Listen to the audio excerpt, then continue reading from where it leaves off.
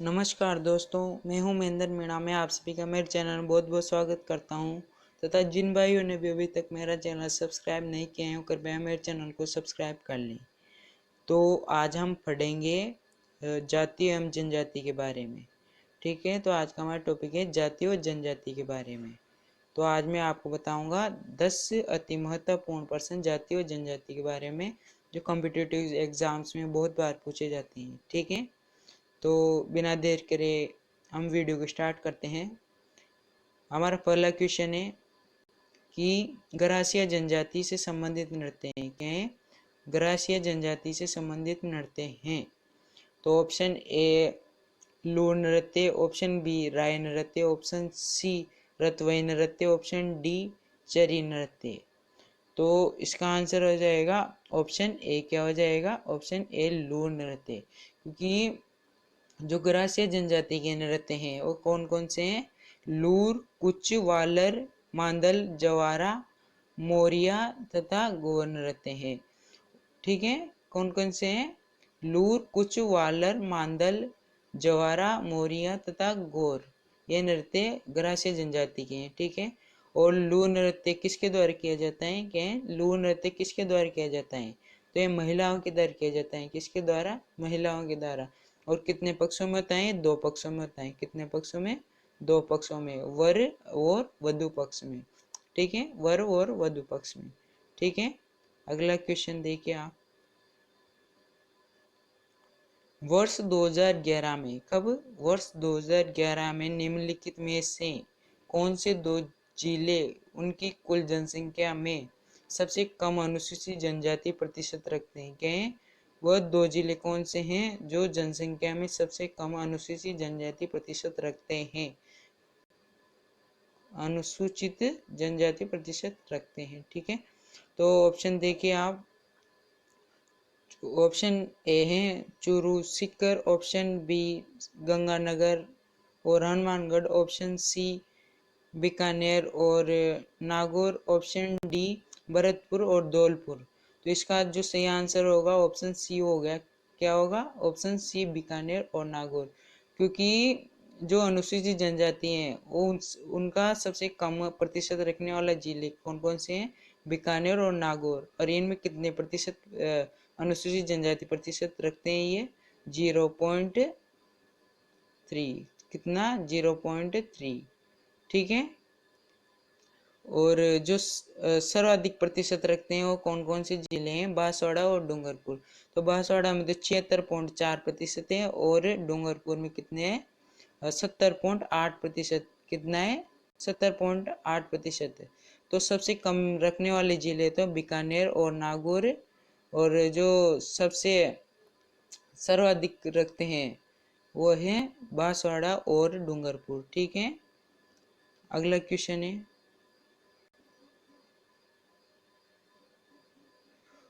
मोरनी मांडा किस जनजाति से संबंधित है? क्या है? मोरनी मांडना किस जनजाति से संबंधित है? ये बहुत महत्वपूर्ण प्रश्न है, परीक्षा में बहुत बार पूछा जाता है। तो ठीक है, ऑप्शन ए देखिए आप Nagar, option B Meena, option C Gujjar, option D ब्राह्मण। तो इसका आंसर हो जाएगा ऑप्शन बी। क्या हो जाएगा? Option B Meena. तो मोरनी मांडा किस जनजाति से संबंधित है? वो है मीणा। क्योंकि और मोरनी मांडा किसे कहते हैं? क्या है? मोरनी मांडा किसे कहते हैं? प्रश्न बन सकता है। तो आप देखिए, राजस्थान के दक्षिण व पूर्वी अंचल में मीणा जनजाति की महिलाओं एवं युवतियों द्वारा घरों में मोर की चित्रांकन की परंपरा को क्या कहते हैं? मोरनी मांडा कहते हैं। मोर की चित्रांकन की परंपरा क्या कहते हैं? मोरनी मांडा। ठीक है, और मोर पक्षी सुंदरता, शांति, सुख एवं समृद्धि का प्रतीक माना जाता है। क्या है? जो मोर पक्षी सुंदरता और शांति एवं समृद्धि का प्रतीक भी माना जाता है मीणा में। ठीक है, अगला क्वेश्चन है, चौथा क्वेश्चन है गुरु गोविंद गिरी द्वारा स्थापित संप सभा का प्रथम सम्मेलन हुआ, ये कहाँ हुआ था? ये प्रश्न आपको आना चाहिए। ठीक है, तो आप देखिए, ऑप्शन देखिए इसके, मिसमी पहाड़ी में, ऑप्शन बी नीलगिरी पहाड़ी में, ऑप्शन सी मेकिर पहाड़ी में, ऑप्शन डी मानगढ़ की पहाड़ी पर। तो इसका आंसर हो जाएगा ऑप्शन डी। क्या हो जाएगा? ऑप्शन डी मानगढ़ की पहाड़ी पर। क्या हो जाएगा? ऑप्शन डी मानगढ़ की पहाड़ी पर। क्योंकि जो 1908 में गोविंदगिरी ने बांसवाड़ा की मानगढ़ पहाड़ी पर अपना केंद्र बनाया। क्या बनाया? अपना केंद्र बनाया।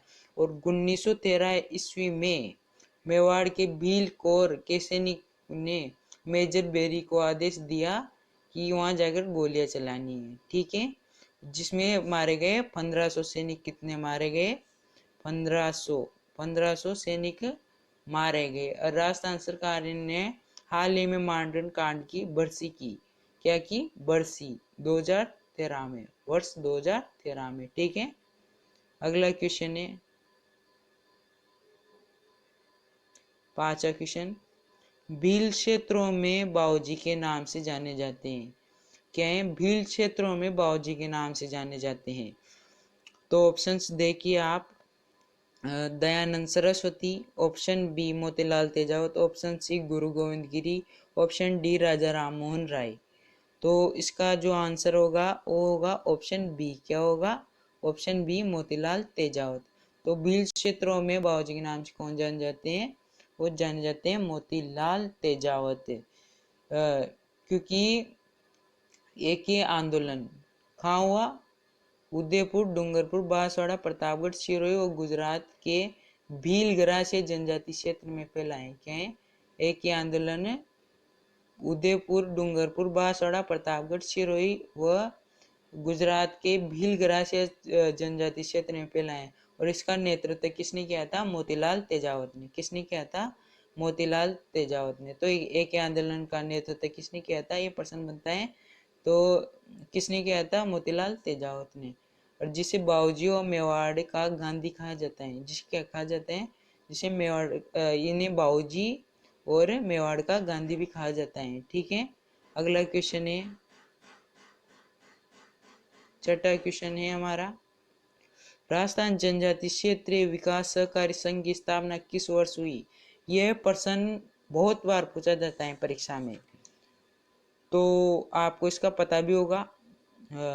तो ऑप्शन देखिए आप, ऑप्शन ए है 1927 में, ऑप्शन बी 1976 में, ऑप्शन सी 1966 में, ऑप्शन डी 1963 में।